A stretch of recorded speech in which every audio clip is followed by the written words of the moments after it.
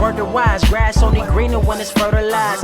Gave them truth in these songs, they prefer to lies. Destiny beautiful, adrift in her purple lies. You can't see me, you Stevie. Wondering how I reach more evolutions than Evie and make it look easy.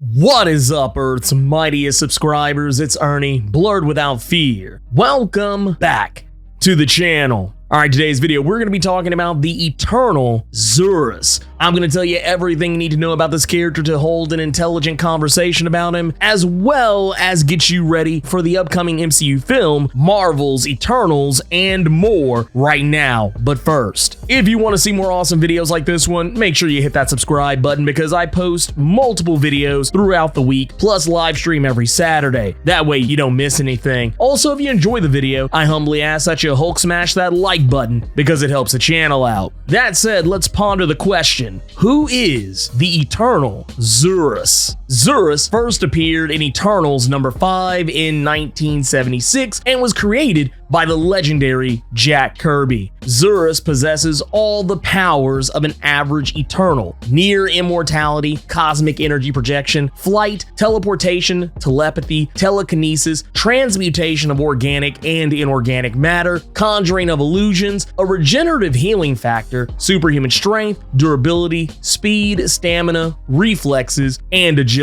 Zuras chose to focus his cosmic power in the area of superhuman strength. Other than the Eternal Gilgamesh, Zuras is one of the strongest Eternals ever, being able to lift over 30 tons without the aid of telekinesis. This puts him in a similar weightlifting class as characters like the Eternals Icarus, Makari, and even the Mad Titan Thanos. Despite not being as strong as Gilgamesh, Zuras is considered by many to be the most powerful Eternal of all. Zuras' considerable strength isn't the only thing he was particularly good at. Zuras' ability to manipulate cosmic energy is unmatched by any other Eternal. Zuras has been known to unleash cosmic energy blasts with a concussive force of at least 350 pounds per square inch, and the cosmic energy blast that he can generate can reach a maximum temperature of 4,000 degrees Fahrenheit, and he can reach that temperature in roughly 1 minute. He can even unleash a cosmic energy blast that can reach up to 300 feet. Another interesting thing about his cosmic energy manipulation is that he often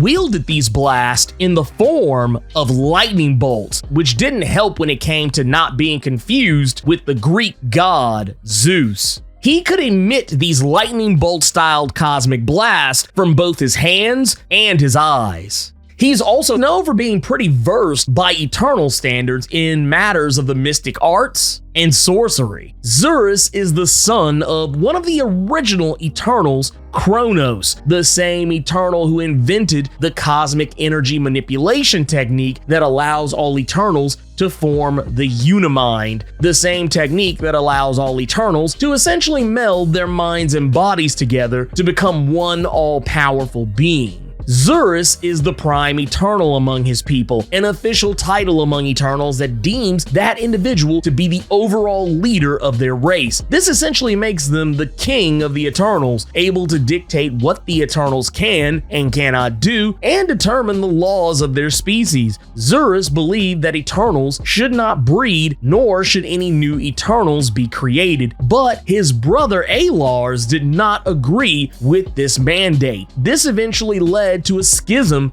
among Eternals where some followed Zuras' lead and others Alars. Eventually, after fighting couldn't determine who was right and who was wrong, the two came to an agreement, one that allowed Alars to start his own colony for new Eternals elsewhere, and eventually this would lead to the birth of Zuras' nephew, the Mad Titan Thanos. So maybe Zuras was right about the whole no more new Eternals thing, am I right? Speaking of relatives, Zuras has only one daughter as far as we know, the Eternal Athena, who he sired with his wife, another Eternal by the name of Cybele. This is unique among Eternals considering Eternals have incredibly low birth rates, even when both parents are Eternal, which is technically supposed to be impossible without the aid of something as powerful as the likes of Quasar's quantum bands. And even then, it's considered extremely rare for an Eternal child to be born from them. The place that Eternals call home, Olympia, in the mountains of Greece, was created at the behest of Zuras, and this is where he's maintained the seat of his power ever since. Zuras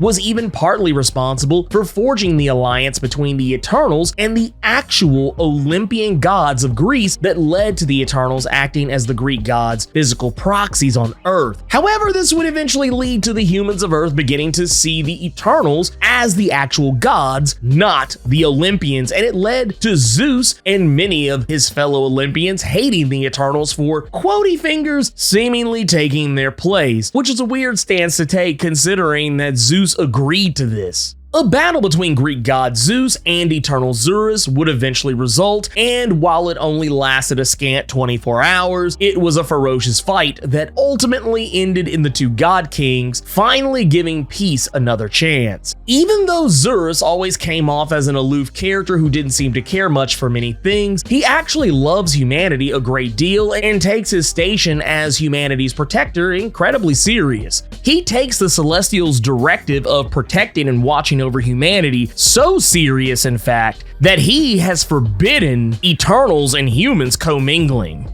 The Eternals had ultimately kept an incredibly low profile among humanity for many centuries until the Celestials' fourth host arrived and tried to judge whether humanity was worthy during Jack Kirby's Eternals run. This is what led to Zuras taking a more active role among the Eternals and mandating that the Eternals try to stop the Celestials, because as Zuras saw it, if the Celestials did judge humanity as unworthy, they would not only wipe humanity off the face of the Earth, but the entire planet would be destroyed as well. Not only would this destroy his home, but it would also take away his purpose in life of protecting humanity, and Zuras did not want either of those things to come to pass. And because this fight against the Celestials was beyond even the Eternals, Zuras called in the help of the Asgardians, Odin, Thor, and many others to aid them in saving the Earth from destruction. This would ultimately be Zuras's undoing, as he and the other Eternals formed the Unimind to stop the Celestials, but the space gods unleashed a cosmic energy blast so powerful it disrupted the Unimind, and though all the other Eternals within, namely Athena, Makari, Icarus, Circe, and Ajax, and so on, were merely rendered unconscious by the blast, Zuras was killed by it, due to him being the centerpiece of the Unimind at the time. However, his sacrifice was not in vain. The goddess Gaia would reveal at this particular point in time that she was Thor's true mother, not Frigga, as Thor had suspected. She would ultimately sacrifice 12 of her own children to the Celestials, giving them up as an offering to them, and the Celestials would accept this offering, allowing humanity to live on. For now. In Zuras' absence, his daughter Athena would become the Prime Eternal. Despite being dead, Zuras still hung around for a bit, if only in a Force Ghost-like form. His physical body was in fact dead, but his consciousness was seemingly alive. This led to an interesting, and I'd even say least likeliest, Marvel crossover where Iron Man, who at the time was in fact James Rhodes, aka War Machine, donning the Iron Man armor at the time, helped save Zuras' daughter Athena from death by placing her next to the body of Zuras, and their ability to mentally connect with one another despite being dead allowed Athena to be revived. Go James Rhodes. Zuras would eventually become truly dead when his body's molecules were dispersed by the Deviants, the only true way to actually kill an Eternal. Despite this, his spirit still seemed to linger when the Eternals were in conflict with one another. Zuras would remain absent for quite some time until Neil Gaiman's run on Eternals, where the Eternal Sprite, no longer wishing to be a million-year-old 11-year-old, decided to resurrect and manipulate Zuras and Ajax with a powerful enough illusion to convince them to form a Unimind powered by the Dreaming Celestial, with Sprite cleverly hiding within it as well. This allowed Sprite to rewrite reality and make all the Eternals normal humans, an act that nearly doomed the Earth when the Dreaming Celestial awoken, and would have destroyed the Earth had the Eternals not discovered their true identities in time. During this time living as a human, Zurus was the opposite of the god king he was in the past. He lived life as a drunken hobo on the streets, begging for spare change and shouting crackpot ramblings that weren't actually crackpot ramblings, but his true memories tried to come back, exclaiming at Cersei, who also had no memory of being an Eternal at the time, that they took it away! They took it away! All one! All one, a cryptic message that was referring to the loss of their memories as Eternals and also their ability to form the Unimind. It would be the Eternal Ajax, who had regained his memories earlier, who would find Zurus living in the alleyways of New York and helped reawaken him to who he truly was. Knowing the truth and having reunited the Eternals to stop the Dreaming Celestial, Zurus would later go on to punish Sprite for their treachery, choosing not to reawaken them to their true eternal form, making them an immortal child once again, but instead choosing to kill them and banish them to the exclusion where they would never be resurrected again.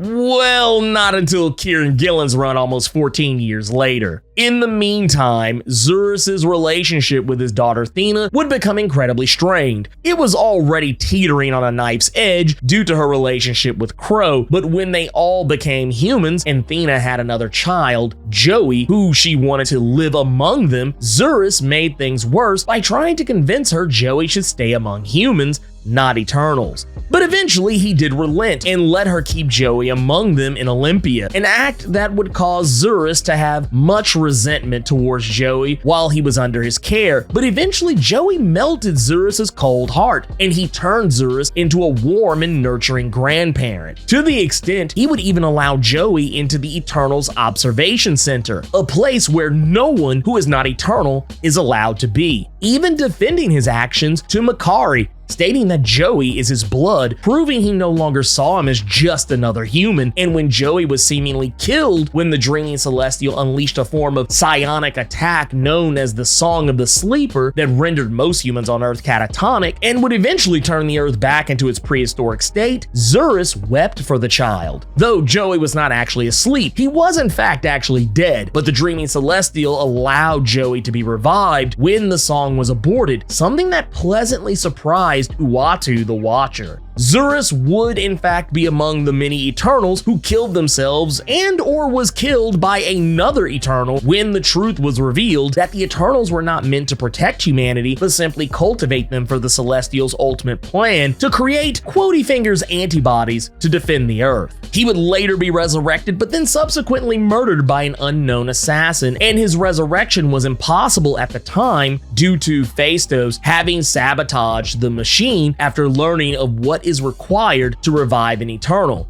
a random human's death. Despite this, the machine would eventually be repaired, and Zurus was in fact returned to life, where he would request the forming of the Unimind to determine if he is still the Prime Eternal and what they will do about this new knowledge regarding how their resurrections affect humanity. Unlike other Eternals, Zurus has not really gone by very many different names. He's mostly always been known as Zurus, even though there was a point in time back in the 1940s where there were some retcons that allowed him to be connected to the character Jupiter, created for Red Raven Comics by Martin A. Bernstein. But for the most part, Zurus has always been Zurus, though he has been mistaken for the character Zeus, who his name is kind of derivative of. Zurus has yet to appear in any media outside of comics, but I imagine with the MCU's Marvel's Eternals film, we will likely wind up seeing this character show up at some point in a future Eternals film. Now, considering that Zurus has yet to actually appear in the MCU, at least as far as we know as of the making of this video, we don't know if he'll actually appear in Marvel's The Eternals film, at least I don't, not yet. However, as I am wont to do when I do video breakdowns like this for characters who have not already appeared in a movie, I'd like to do a little fan casting. If it was my choice, if I could pick an actor to play the Prime Eternal Zurus in the MCU, I would pick actor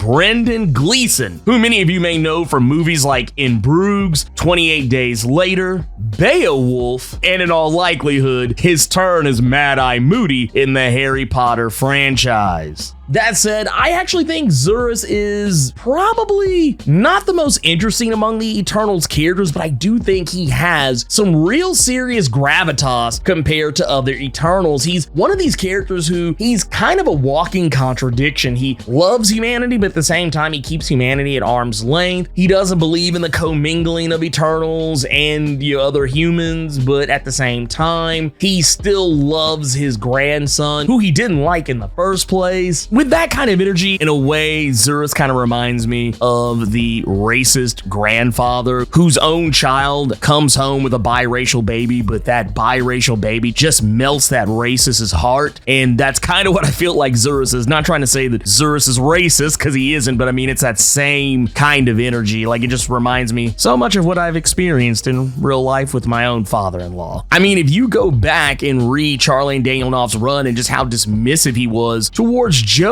and then how over time Joey just seemed to make Zuras completely change and become almost an entirely different person, it's about roughly the same thing. He makes deals with a guy who he knows is evil and is up to some wacky evil shenanigans, and by wacky evil shenanigans, I'm referring to the character Droog, but at the same time, Zuras is one of those guys who's always kind of playing the long con as well. It's, I don't know, I always found it, particularly interesting. And even though during Neil Gaiman's run, he murdered Sprite, it was one of those situations where if you kind of read between the lines, you could tell that Zuras was conflicted about that act as well, that it was something that he didn't want to do, but he did anyway because he felt that it was for the benefit of other Eternals, because Sprite had done something that was so harmful to the Eternals' mission that he just couldn't trust Sprite to be around them anymore. Because Sprite, for all intents and purposes, performed such a selfish act that it did almost damn the Earth. Anyways, that said, I enjoy this character, and I'm kind of curious to see if and when we will get to see this character in the future, or what more we will see from this character in the future. In the meantime, you should check out my next video, where I'll be covering the character Dane Whitman, aka the Black Knight, who will be appearing in Marvel's The Eternals and is going to be played by former Game of Thrones actor Kit Harington. If you enjoyed this video, Hulk smash that like button and make sure to share it all over the internet and with all your friends so they'll know how you leveled up your comic book big brain in regards to the eternal Zuras. On your way out, make sure to hit that subscribe button and let me know what you thought about Zuras. Have you always known about him, or are you today years old finding out about him? Keep it plus ultra and sound off in the comments.